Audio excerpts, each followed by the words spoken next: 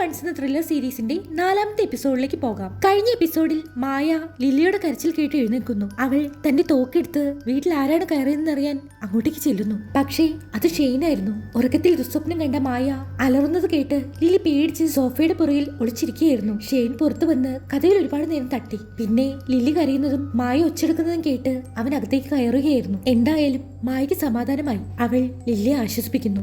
Shane മായയോട് അവൾക്കുണ്ടാകുന്ന ദുസ്വപ്നങ്ങളെ കുറിച്ച് സംസാരിക്കുന്നു. എന്തായാലും ഷെയ്ൻ ഇപ്പോൾ ഇങ്ങോട്ട് വന്നത് മായ ഒരു ടോമി ഡാർക്കിനെ കുറിച്ച് അന്വേഷിക്കാൻ ഷെയ്നോട് പറഞ്ഞിരുന്നല്ലോ. അയാളെ കുറിച്ചുള്ള വിവരങ്ങളുമായിട്ടാണ്. അതുകൊണ്ടാണ് ഈ രാത്രി തന്നെ അവൻ അവിടേക്ക് വന്നത്. ഞാൻ എന്താണ് കണ്ടുപിടിച്ചതെന്ന് പറഞ്ഞാൽ നീ വിശ്വസിക്കില്ല എന്ന് മായയോട് ഷെയ്ൻ പറയുന്നു.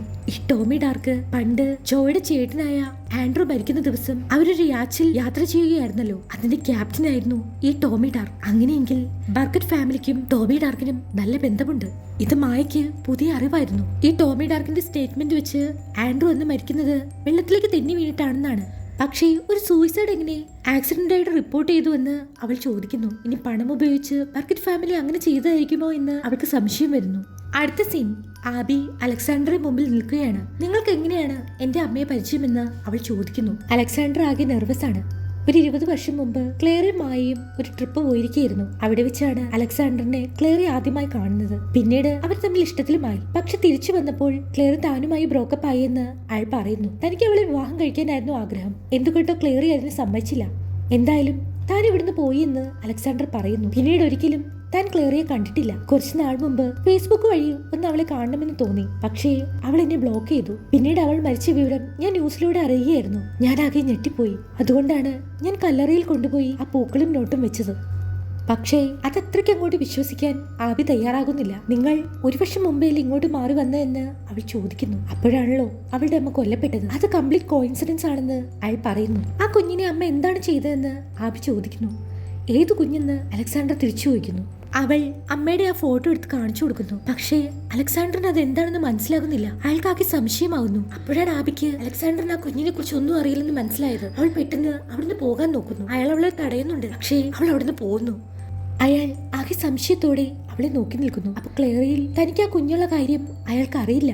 അടുത്ത സീൻ സാമിയും മാട്ടിയും ആ കോച്ചിനെ ചോദ്യം ചെയ്യുകയാണ്. അവർ ആ ബൈക്കിനെ കുറിച്ച് തിരക്കുന്നു. അത് 1 മാസം മുമ്പ് ആരോ കട്ടുകൊണ്ട് പോയി എന്ന് അയാൾ പറയുന്നു. എന്നിട്ടെന്താ നിങ്ങൾ അത് പോലീസിൽ റിപ്പോർട്ട് ചെയ്യാതിരുന്നതെന്ന് അവർ ചോദിക്കുന്നു. എനിക്ക് അതിന് തോന്നിയില്ല എന്ന് അയാൾ പറയുന്നു. പക്ഷേ ആ ബൈക്ക് അയാളുടെ പേരിലാണ് രജിസ്റ്റർ ചെയ്തിരിക്കുന്നെങ്കിലും അത് അയാളുടെ ബൈക്കല്ല എന്ന് സാമിക്കും മാട്ടിക്കും മനസ്സിലാവുന്നു. അത് വേറെ ആരോ ആണ് യൂസ് ചെയ്യുന്നത്. ആ ബൈക്കിലേക്ക് അറ്റൻഷൻ വരാതിരിക്കാനാണ് അത് കളവ് പോയെന്ന് അയാൾ പോലീസിൽ റിപ്പോർട്ട് ചെയ്യാതിരുന്നത്. ഇതെല്ലാം ആരെ സംരക്ഷിക്കാനാണെന്ന് സാമി ചോദിക്കുന്നു. പക്ഷെ അയാൾ ഒന്നിനും ആൻസർ പറയാൻ തയ്യാറാകുന്നില്ല. സാമി അയാളോട് ചൂടാകുന്നു. നിങ്ങളുടെ പേരിൽ രജിസ്റ്റർ ചെയ്യപ്പെട്ട ഒരു ബൈക്ക് അത് ജോ മർഡർ ചെയ്ത സ്ഥലത്ത് വെച്ച് കാണുന്നു. പക്ഷെ അത് മായയാണോ കണ്ടതെന്ന് ആ കോച്ച് ചോദിക്കുന്നു. അയാളും മായയും തമ്മിൽ പ്രശ്നമുള്ളത് എല്ലാവർക്കും അറിയാം. അന്ന് ജോ കൊല്ലപ്പെടുന്ന രാത്രി താൻ ഒരു പബ്ബിലായിരുന്നെന്ന് അയാൾ പറഞ്ഞിരുന്നു. അതിനുശേഷം താൻ നേരെ ഡിന്നറിന് വീട്ടിലേക്ക് പോയെന്നും അയാൾ പറയുന്നു. സാമി ഒരു ഫോട്ടോ എടുത്ത് അയാളെ കാണിക്കുന്നു. അത് ആ കോച്ചിന്റെ മോൻ PJ ആണ്. ഇവൻ അന്ന് എവിടെയായിരുന്നു എന്ന് അവർ ചോദിക്കുന്നു. അവനെ കുറിച്ച് അയാളൊന്നും പറയുന്നില്ല.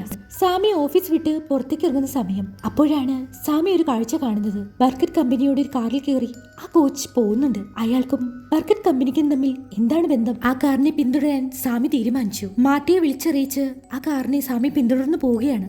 അടുത്ത സീനിൽ മായ ലില്ലിയുമായി ഒരു പാർക്കിൽ എത്തിയിരിക്കുകയാണ്. അവിടെ ആബിയും ഡെയിനും ഉണ്ട്. അവിടെ വെച്ച് ആബി അമ്മയുടെ എക്സ് ബോയ് ഫ്രണ്ട് ആയ അലക്സാണ്ടറിനെ കുറിച്ച് മായയോട് തിരക്കുന്നു. മായ അത് കേട്ട് അന്തം വിട്ടു പോകുന്നു. അത് നീ എങ്ങനെ അറിഞ്ഞു എന്ന് അവൾ ചോദിക്കുന്നു. പക്ഷെ ഈ സമയം എഡി അങ്ങോട്ടേക്ക് വരുന്നു. അതുകൊണ്ട് അവരുടെ സംസാരം അവിടെ മുറിയുന്നു. എഡി ലാസ്റ്റ് ടൈം അവളോട് വഴക്കിട്ടതിന് ക്ഷമ ചോദിക്കുന്നു. അവളും അതൊന്നും കുഴപ്പമില്ല എന്ന് പറയുന്നു. അവർ അവിടെ ഇരുന്ന് സംസാരിക്കുന്നു. മായ എഡിയോട് ക്ലേറി നിന്നെ ചതിക്കായിരുന്നില്ല എന്ന് പറയുന്നു. അവൾ എനിക്ക് വേണ്ടി എനിക്കെതിരെ ആ ടേപ്പ് റിലീസ് ചെയ്ത കോറിയോടായിരുന്നു സംസാരിച്ചുകൊണ്ടിരുന്നത്. അവൻ അതിന്റെ ഓഡിയോ റിലീസ് ചെയ്തിരിക്കാൻ. അത് റിലീസ് ചെയ്തിരുന്നെങ്കിൽ എന്റെ കാര്യം കൂടുതൽ കഷ്ടത്തിലായേനെ. എന്തായാലും ബർക്കറ്റ് കമ്പനിയോടെ ചില കള്ളത്തരങ്ങൾ അവന് കൊടുത്ത് അവൾ എന്നെ സംരക്ഷിക്കുകയായിരുന്നു എന്ന് മായ എഡിയോട് പറയുന്നു. അപ്പൊ അതുകൊണ്ടാണോ ക്ലേറി കൊല്ലപ്പെട്ടതെന്ന് എഡി ചോദിക്കുന്നു. അതെനിക്കറിയില്ല. ഞാനത് കണ്ടുപിടിക്കാൻ ശ്രമിക്കുകയാണെന്ന് മായ പറയുന്നു. ഒരു കാര്യം കൂടി തനിക്ക് പറയാനുണ്ടെന്ന് മായ എഡിയോട് പറയുന്നു. നിങ്ങളൊരു നല്ല അച്ഛനാണ്. എനിക്ക് എന്തെങ്കിലും പറ്റിയാൽ ലില്ലിയെ സംരക്ഷിക്കേണ്ട ചുമതല ഞാൻ നിങ്ങളെ ഏൽപ്പിക്കുകയാണ്. എനിക്ക് നിങ്ങളെ മാത്രമേ വിശ്വാസമുള്ളൂ. എന്തായാലും അത് കേട്ടപ്പോ എഡിക്ക് ചിരി വരുന്നുണ്ട്. നീ എന്നോട് പറഞ്ഞതിൽ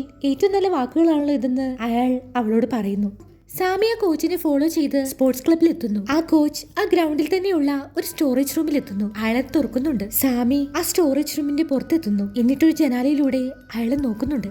ഈ സമയം ഫോണിന് റേഞ്ച് കിട്ടാത്തതുകൊണ്ട് കോച്ച് അവിടുന്ന് മാറുന്നു. സാമി ആ മുറി മുഴുവൻ നോക്കുന്നു. അവിടെ ബർഗർ കമ്പനിയുടെ കുറെ ലോഗോകളും മറ്റുമുണ്ട്. കൂടാതെ അവിടെ ഒരു സൈഡിൽ ജോയും ആ കോച്ചും കൂടി നിൽക്കുന്ന ഫോട്ടോ സാമി കാണുന്നു. സാമി ഇക്കാര്യം മാട്ടിയെ വിളിച്ചു പറയാൻ ഫോൺ എടുക്കുന്നു. പക്ഷേ പെട്ടെന്നാണ് അയാൾക്ക് തലകർക്കം വരുന്നത്. അയാൾ അവിടെ ബോധം കെട്ട് വീഴുന്നു. അടുത്ത സീൻ, മായ വീട്ടിലേക്ക് വരികയായിരുന്നു. അവളെ മദർലോ വിളിക്കുന്നു. ലില്ലിയെ കണ്ടിട്ട് കുറച്ച് നാളായല്ലോ എന്ന് മദർലോ അവളോട് പറയുന്നു. എന്തായാലും താനതിന് വഴിയുണ്ടാക്കാമെന്ന് മായ പറയുന്നു. ഇപ്പോൾ താൻ കുറച്ച് കാര്യങ്ങളുമായി തിരക്കിലാണ്.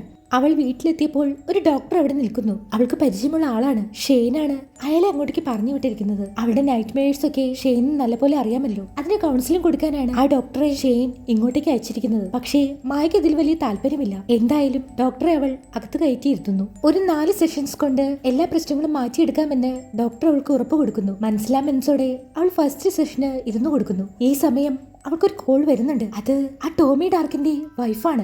അവരാകെ പരിഭ്രമത്തിലാണ്. താനൊരു കാര്യം കണ്ടുപിടിച്ചെന്നും അത് മായ തനിക്ക് കാണിക്കണമെന്നും അവർ പറയുന്നു. എത്രയും പെട്ടെന്ന് അങ്ങോട്ടേക്ക് ചെല്ലാനും അവർ ആവശ്യപ്പെടുന്നു. മായ അപ്പോൾ തന്നെ അവിടുന്ന് പുറപ്പെടുന്നു. ഈ ഒരു സീനോടെ ഫൂൾ മീ വൺസിന്റെ 4ാമത്തെ എപ്പിസോഡിന്റെ ഫസ്റ്റ് പാർട്ട് ഇവിടെ അവസാനിക്കുകയാണ്. അടുത്ത പാട്ടുമായി നമുക്ക് വീണ്ടും കാണാം. ബൈ.